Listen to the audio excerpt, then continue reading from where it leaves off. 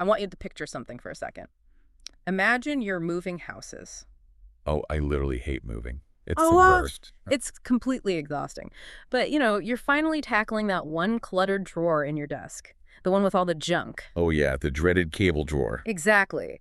You're throwing out old papers, untangling random charging cables, and you find this old, dusty computer hard drive that you haven't used in years. Right.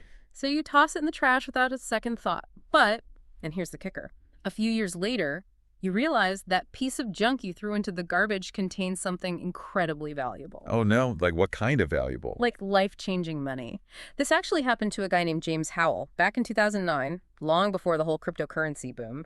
He managed to acquire 7,500 bitcoins. Wow. In 2009, that's like super early. Yeah, super early. At the time, they were virtually worthless, like fractions of a penny. Right. Nobody knew what they were. Exactly. So shortly after that, he accidentally spilled coffee on his computer. Oh, classic. Yeah, total nightmare. But he managed to salvage the hard drive. He sold off the other parts, and he tossed that specific drive into a drawer, basically figuring, he had backed up everything important. Okay, so he saved the drive. That's good. Well, eventually, during a move, he just threw the hard drive away. He forgot what was on it. You're kidding. Nope.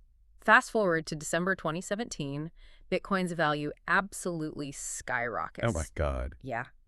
Howell does the math and realizes that the dusty little hard drive he tossed into a city dump held the equivalent of $148 million. 148 million. Just like sitting in a landfill somewhere. Sitting in a dump under tons of garbage. So, have you ever made a mistake that cost you a few dollars? We all have. Yeah, definitely. But what if a simple oversight cost you millions? Or even billions? Welcome to the Missing Lessons, where we explain what school never did. I love that we're talking about this because we always hear about success, but failure is, it's fascinating. It really is. Today, we're doing a deep dive into the most expensive mistakes ever made. From, simple typos to massive systemic collapses. Right, because school teaches us how to succeed, but it rarely teaches us about the anatomy of a catastrophic failure. Exactly.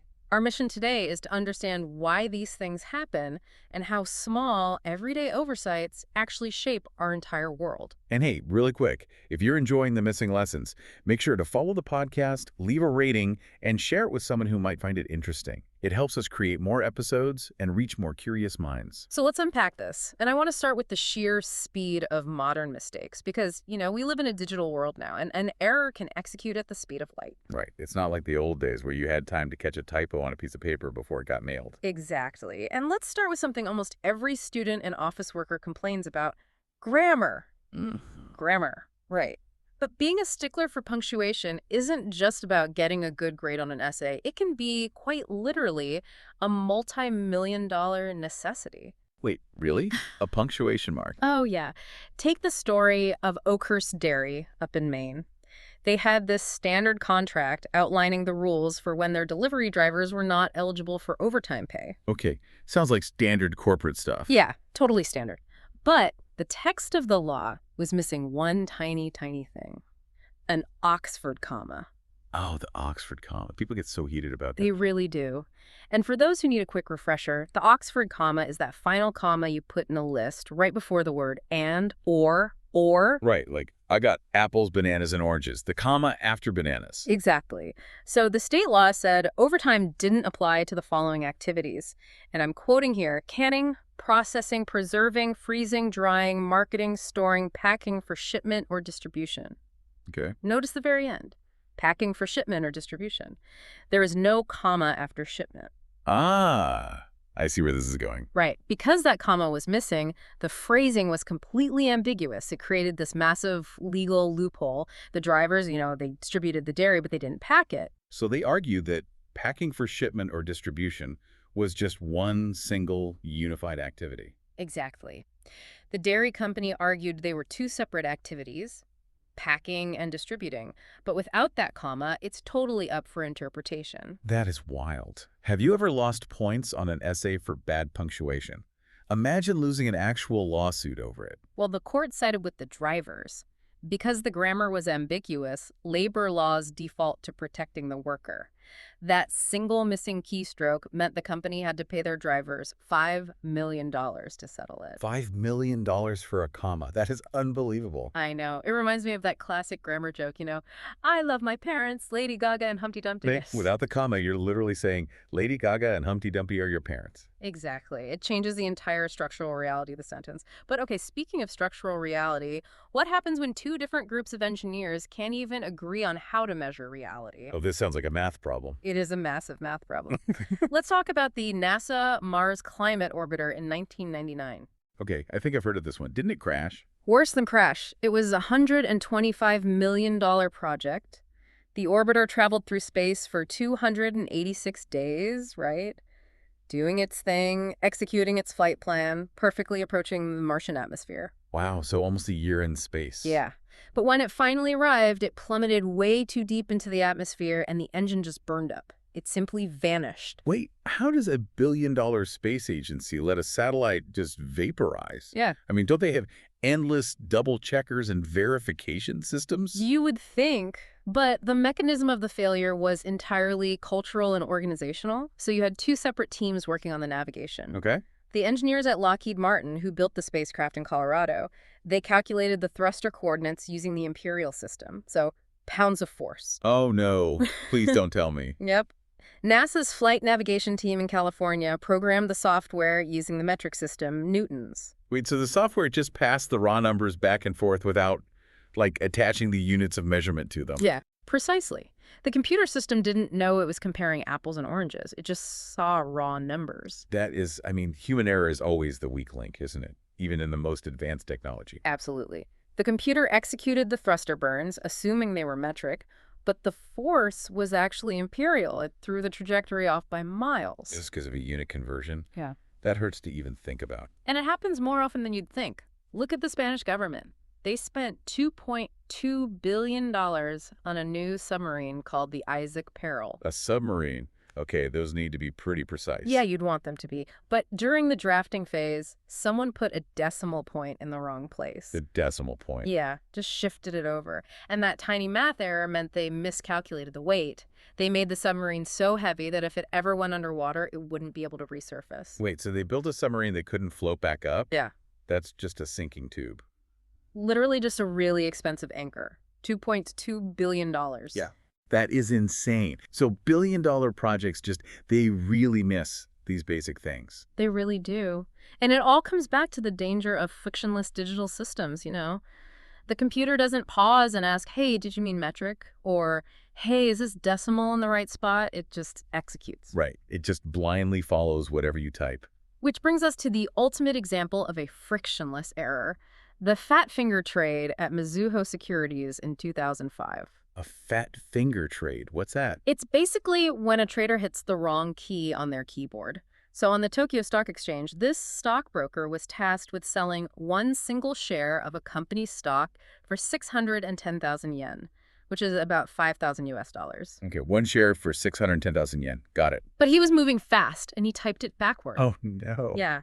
He offered 610,000 shares. That's 1 yen each. For just 1 yen each. Oh, my gosh. And because it's a digital trading floor, the system instantly executes it.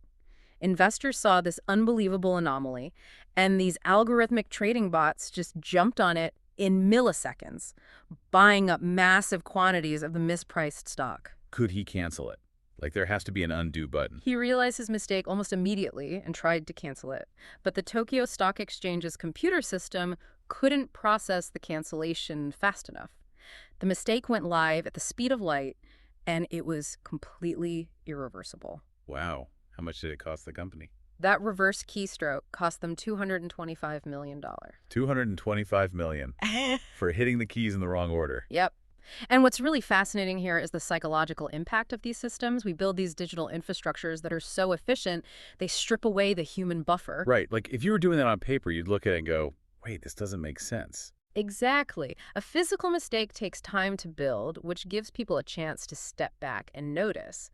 But digital mistakes happen before the human brain even registers that there was a typo. That's a really brilliant distinction, actually. The speed is what makes it so dangerous. So if digital errors are about moving too fast, let's look at the exact opposite. Let's look at what happens when human psychology moves too slowly. Okay, I'm intrigued. What do you mean by moving too slowly? I'm talking about failures of foresight.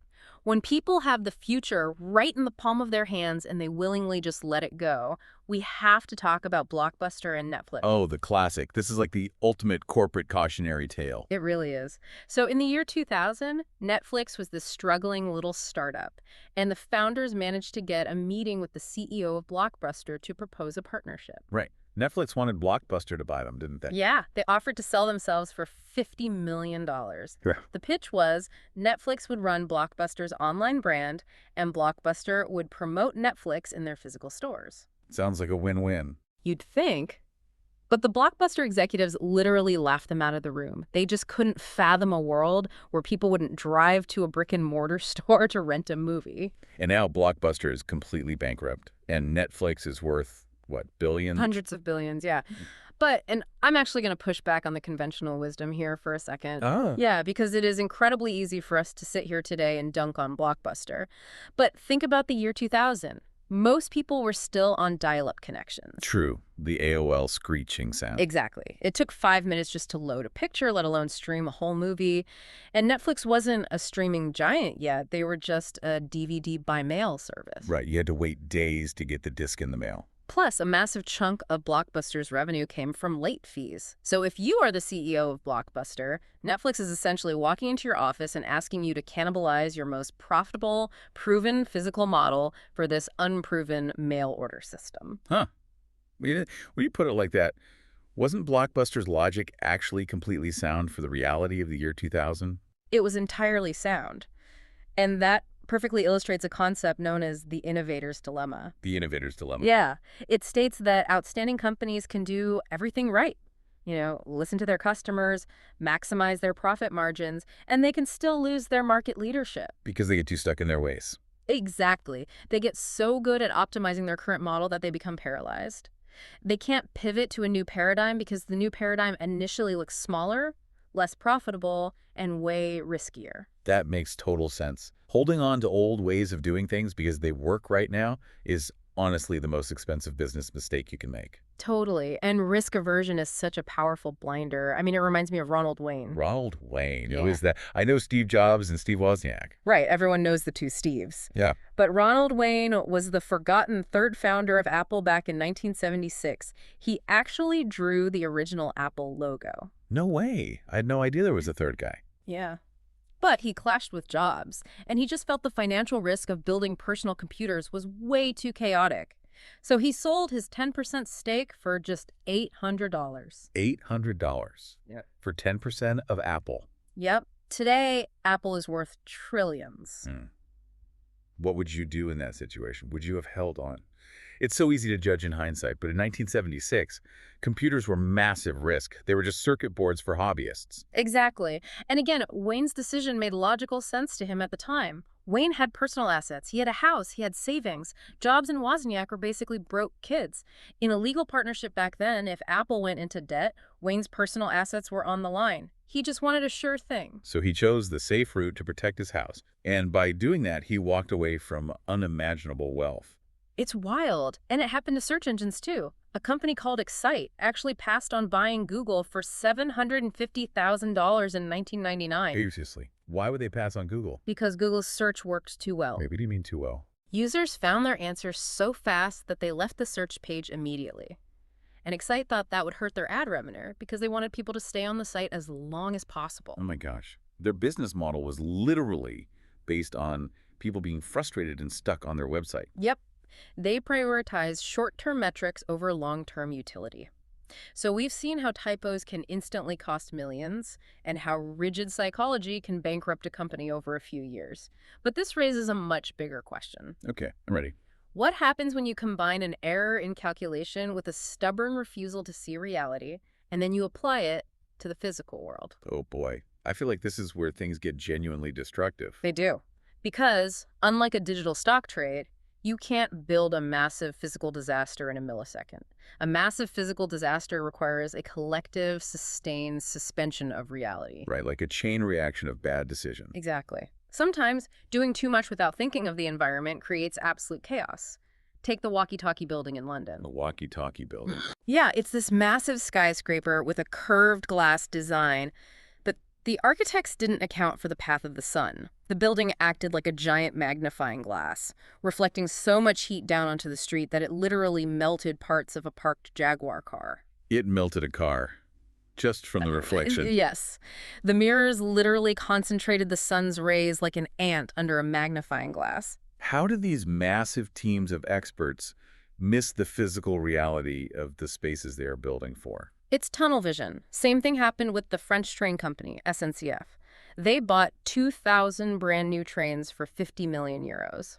Okay, sounds like a good upgrade. Until they realized the new trains were too wide for the 50-year-old platform. You were joking. They didn't measure the platforms. They measured the new platforms, but they forgot that a lot of the regional stations had older, narrower platforms. They had to spend millions just chipping away the concrete edges of hundreds of stations so the trains could fit. That is just embarrassing. It is.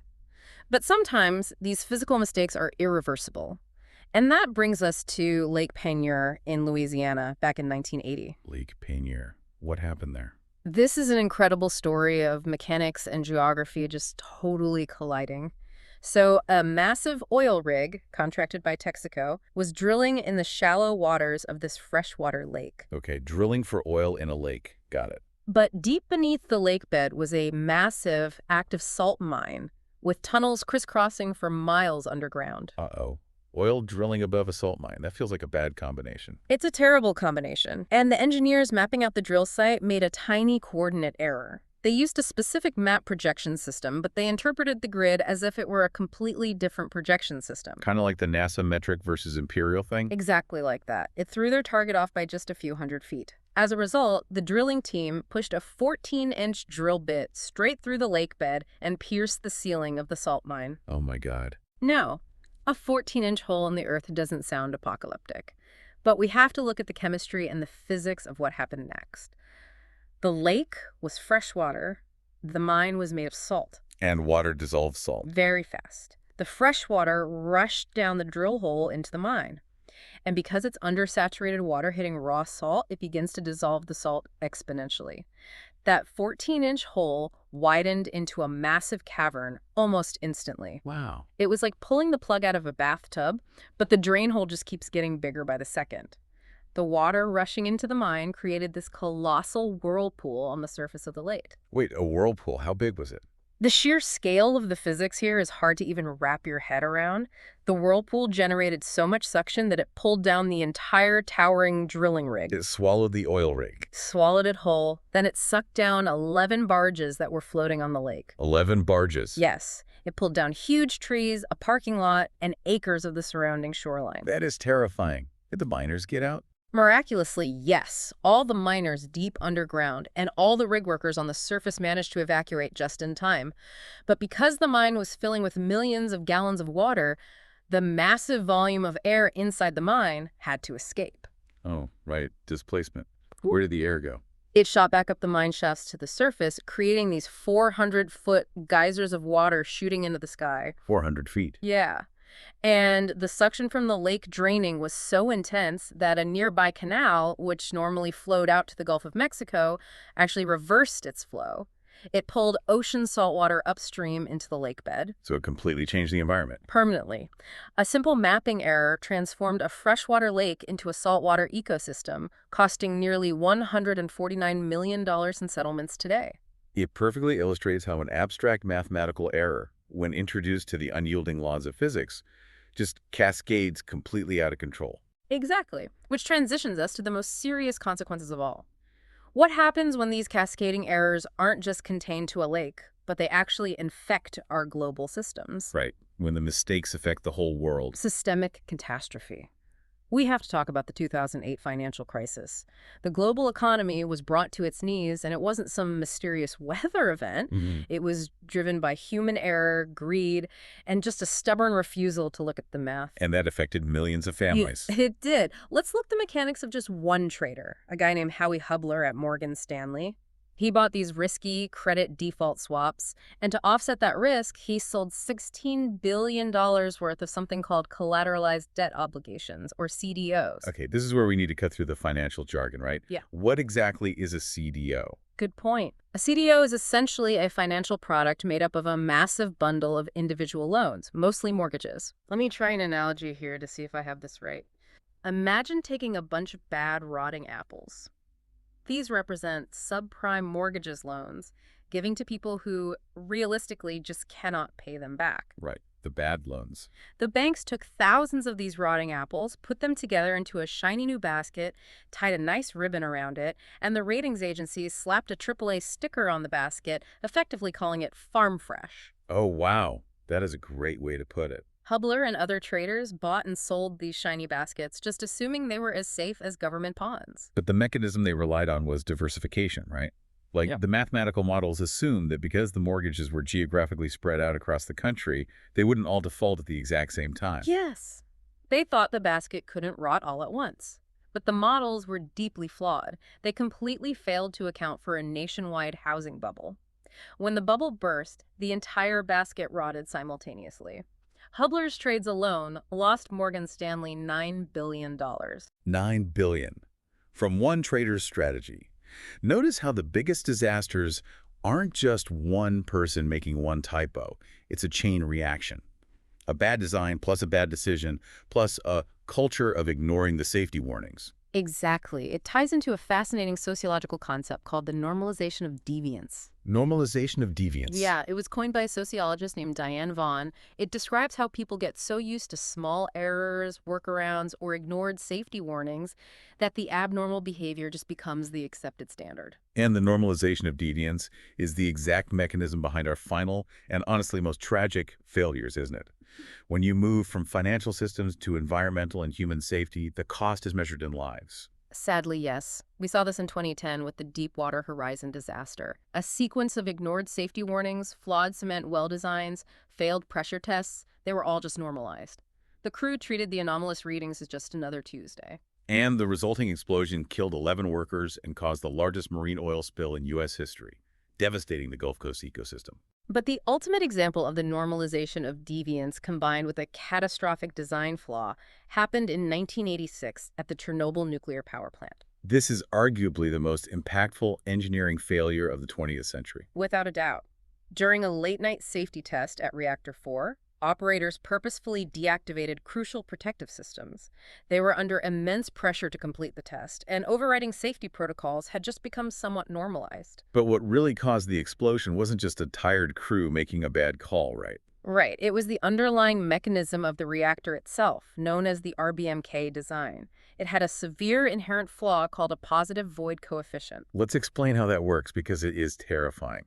In most nuclear reactors around the world, water is used as a coolant. If the reactor gets too hot and the water boils into steam, those steam pockets, or voids, actually slow down the nuclear reaction. It acts as a natural built-in safety brake. Exactly. But the RBMK design worked in the exact opposite way. If the water boiled into steam voids, it didn't slow the reaction, it increased it.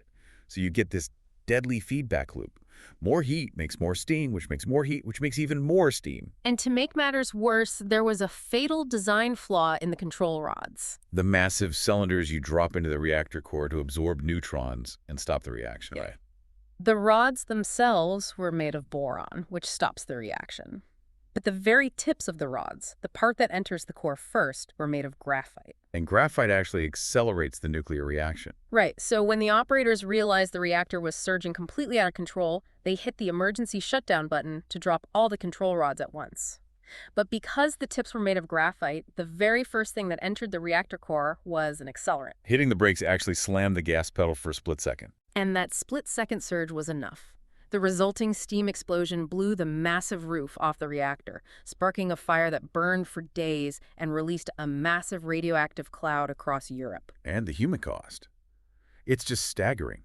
2 workers died in the initial blast, and many first responders succumbed to acute radiation sickness shortly after. Hundreds of thousands of people had to be permanently displaced, leaving entire cities as ghost towns. It's incredibly tragic, but the mistake also fundamentally shifted the course of global history. The Soviet Union initially tried to cover it up, but the sheer scale of the radiation spreading into Europe forced them to admit the truth. The fallout from Chernobyl severely damaged the public's trust in the government. It actually accelerated the political policy of glasnost or transparency, which eventually contributed to the collapse of the Soviet Union itself. It really makes you realize how interconnected our world is. A late-night test in a control room, combined with a graphite tip, ends up changing the political map of the entire planet. So, if we step back, what does this all mean for us? When we look at the missing Oxford comma, the metric conversion on the Mars orbiter, the rotting apples of the financial crisis, and the reactor design at Chernobyl, they all point to one undeniable truth. Which is? Our society, our economy, and our technology are incredibly fragile. Whether you are a student submitting a paper or an engineer designing a power plant, human error is the one variable we can never fully eliminate. We get tired, we get arrogant, we make typos, and we ignore warning signs. But the goal isn't to be perfect, is it? I mean, humans will never be perfect. No, not at all. The goal is to acknowledge our imperfections and build robust systems around them. We have to design systems, safety nets, and cultures that assume the decimal point will eventually be put in the wrong place, so that when it happens, we catch it before the submarine sinks. Right, before the disaster happens. So here's a question for you. Out of all the mistakes we talked about today, from the missing Oxford comma to the $800 Apple stock, which one do you think was the most avoidable? Let us know your thoughts in the comments. I really want to leave you with one final thought. The scariest part about the most expensive mistakes in history isn't how much they cost or how massive the explosions were. It's how incredibly normal the people were who made them. They were just regular people doing their job. Exactly. Tired on a Tuesday, trying to hit a deadline. But here's the provocative part. We are now increasingly handing over the controls of these massive systems to artificial intelligence. We're giving the keys to algorithms that execute decisions at the speed of light, built on code written by humans who still occasionally forget to carry the one. That is a chilling thought. The stakes have never been higher. The next multi-billion-dollar mistake is probably sitting in someone's outbox right now. If you enjoyed this deep dive on the missing lessons, don't forget to follow the podcast, leave a rating, and share it with a friend. Your support helps us continue exploring the topics school never taught us.